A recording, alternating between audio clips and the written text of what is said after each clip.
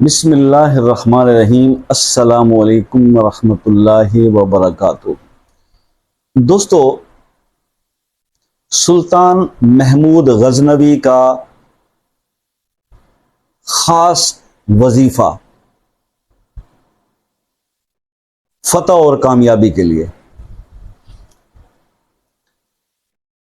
सुल्तान महमूद गजनवी का नाम कौन नहीं जानता, आप भी वाकिफ होंगे। सुल्तान महमूद गजनवी, इस्लाम की तारीख में जो 7 सलातीन गुजरे हैं उसमें बहुत मोतबर नाम है सुल्तान महमूद गजनवी का। ज़ाती तौर पे इनके वाक़यात मैंने जिस बुक में पढ़े वो है और एक बुत शिकन पैदा हुआ। बुत शिकन का खिताब इनको दिया गया और बुत शिकन इनको ये खिताब इसलिए दिया गया कि यही वो शख्स हैं जिन्होंने हिंदुस्तान के अंदर, ये हिंदुस्तान पर इस अजीम सुल्तान ने 17 हमले किए थे। और ये बचपन से ही हम आप बुक्स में पढ़ते आ रहे हैं कि सुल्तान महमूद गजनवी ने बड़े सगीर पाक व हिंद पे, जब उस वक्त ये एक ही मुल्क होता था सब कॉन्टिनेंट, तो हिंद पर उन्होंने 17 हमले जो है वो किए थे। और आखिरी लास्ट जो हमला था उसके अंदर उन्होंने सोमनाथ का मंदिर, जो कि एक नाकाबिले तस्खीर जगह समझी जाती थी कि सोमनाथ को कोई जो है वो उस पर विक्ट्री नहीं हासिल कर सकता, उन्होंने उसको भी तोड़ा। और उस वक्त में उस जगह पर जो वो हिंदुओं का ना ये एक गढ़ समझा जाता था। और उस वक्त उस गढ़ के अंदर ये था कि भाई इस जगह को, उस पर कुछ ऐसे ऐसे भी बुत थे जो कि हवा में मोलक रहते थे और बहुत बड़े बड़े देव कामत बुत थे। और अल्लाह ने इतनी बड़ी ये कामयाबी और जो है अजमत सुल्तान महमूद गजनवी को अता की कि इन्होंने उस पर पैदर पे एक नहीं 17 हमले, मुंह से कहना आसान है मेरा भाई, कहाँ गजनी, काबुल, अफगानिस्तान, पाकिस्तान क्रॉस करके घोड़ों की पुश्त पे आना। ये वो लीडर थे, ये वो हुक्मरान थे जिनका ईमान भी मजबूत था और जो दीन के अंदर भी कामिल थे और अल्लाह के वली थे। आपको पता है कि मैं अक्सर, मेरे बुजुर्ग कहा करते थे कि जब दुआ मांगा करो तो 7 सलातीन का भी वसीला दिया करो। अल्लाह को बहुत प्यारे हैं ये 7 सुल्तान, जो सुल्तान सलाउद्दीन अय्यूबी, सुल्तान महमूद गजनवी। पता है क्या है, ये सलातीन जो थे ना यार, ये इनमें से सुल्तान नूरुद्दीन जंगी रहमतुल्लाह अलैह, ऐसी ऐसी हस्तियां, मैं तो हैरान हूं कि ऐसे लोग जिनको ख्वाब में हजूर पाक सल्लल्लाहु अलैहि वसल्लम की ज़ियारत नसीब होती, और ये ऐसे अल्लाह के वली थे। आप क्या समझते हैं कि इनकी इबादत में कमी थी? मगर ये इबादत इनकी वो थी कि इनकी जिंदगियां सारी जो है वो घोड़े की पीठ पे गुजरी। सलाउद्दीन अय्यूबी हो, सुल्तान महमूद गजनवी हो, लेकिन इबादत में भी ये लोग इतने परफेक्ट थे कि छुप कर इनकी इबादत थी और ये डिस्क्लोज नहीं करते थे कि मगर ये क्या पढ़ रहे हैं। एक वजीफा जो खास तौर पर सुल्तान सलाउद्दीन अय्यूबी को किसी बुजुर्ग ने दिया, और वो उनकी जिंदगी का एक खास विर्द था जो वो बहुत ज्यादा किया करते थे। मतलब कोई दिन ऐसा नहीं जबकि वो वजीफा किए बगैर वो सो गए हों। वो उनकी जिंदगी का एक रूटीन था कि वो रात को सोने से पहले ये वजीफा जरूर किया करते थे इस आयत का। और वो वजीफा जो है मैं आज आपके साथ डिस्कस करने जा रहा हूं।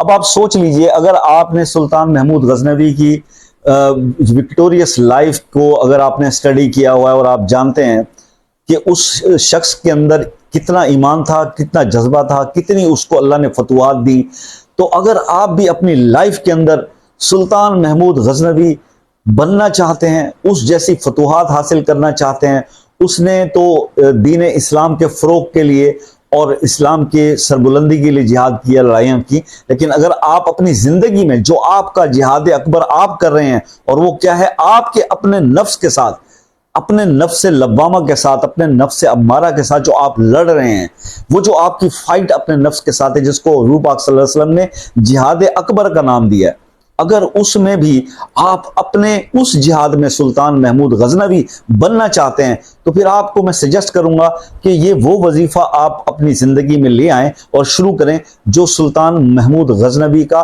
रूटीन था और वो उसको मिस नहीं किया करते थे। वो लाजवाब वजीफा क्या था, ये मैं आज आपको डिस्क्लोज करने लगा हूं।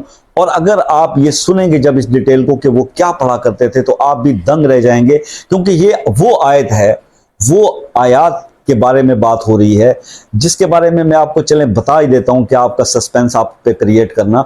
सूरह तौबा की 2 आखिरी आयात, वो तो आपने सुना ही होगा कि हुजूर पाक सल्लल्लाहु अलैहि वसल्लम ने इन आयात के बारे में ये बताया था कि अगर इसको कोई पूरे ईमान के साथ इसको पढ़कर किसी पहाड़ को भी हुक्म दे, चट्टान को भी हुक्म दे, तो वो अपनी जगह से हिल जाएगी, अपनी जगह से हट जाएगी।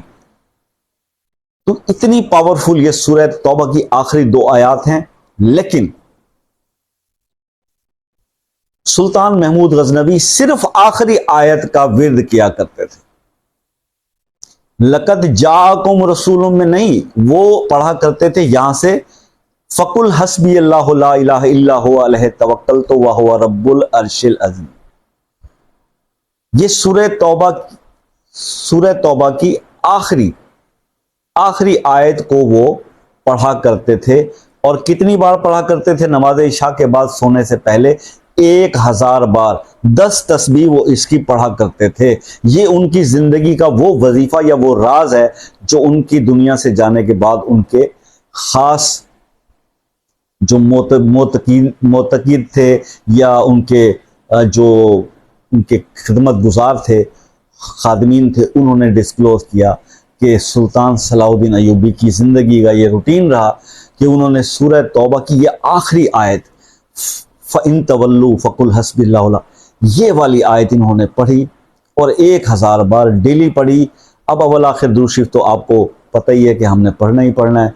तो अगर आप इस एक वजीफे को अपनी ज़िंदगी में शामिल कर लेते हैं और उस पर अमल करते हैं, तो फिर आप खुद सोच लें कि आज भी वही सिचुएशन है, वही हालात हैं, वो जंग मैदान जंग में हो रही थी जो कि मुजाहिदीन लड़ते थे और सुल्तान लीड करता था। लेकिन ये जो जंग आपके दरमियान और आपके नफ्स के दरमियान चल रही है, इस जहाद को हुजूर पाक सल्लल्लाहु अलैहि वसल्लम ने जिहाद अकबर का नाम दिया कि अगर आप अपने इस नफ्स अम्मारा को और इस नफ्स लव्वामा को अगर आप नफ्स मुतमइन्ना में कन्वर्ट कर लेते हैं तो आप कामयाब हो जाते हैं। और ये बहुत बड़ा जहाद है, ये कोई आसान काम नहीं है।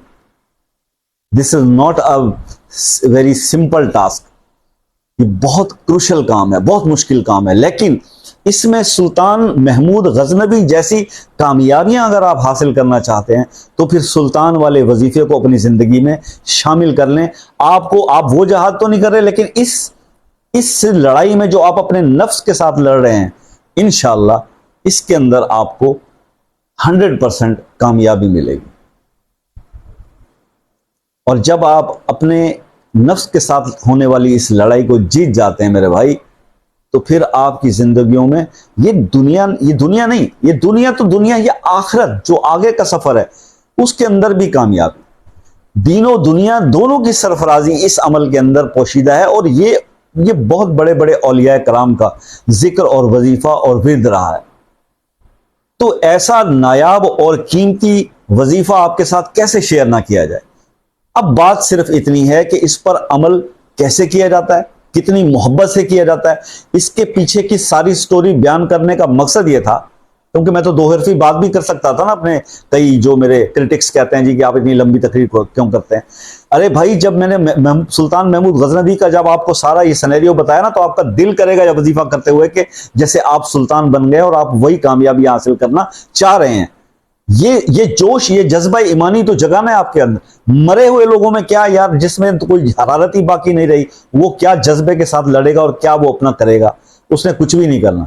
सबसे पहले अपनी रूह को बेदार कीजिए, अपने अंदर के सोए हुए मुसलमान को जगाइए और उसके बाद फिर अमल कीजिए और उस अमल के अंदर जान डालिए और अपने ईमान को तगड़ा कीजिए।